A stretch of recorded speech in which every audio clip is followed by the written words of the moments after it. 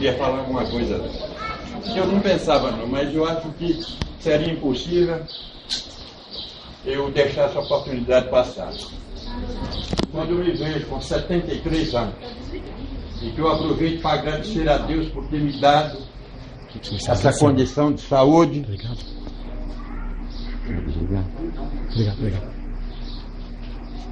Então, a gente não sei, mas qualquer um fica gratificante. E só agora eu pude me dar conta de ver minha família reunida, né, e estar participando desse evento.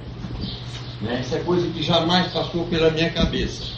Mas eu acho que chegou numa hora muito boa e fico muito mais vaidoso quando eu me vejo um homem com essa idade de 73 anos, mas misturado aí com essa juventude, com adolescente, e dentre eles Juninho, 12 anos, Leonardo. Vem aqui, Leonardo, por favor. Então, pergunta agora, é gratificante ou não é? E Deus... Deixa eu pegar. Então, era essas as minhas palavras. Muito obrigado.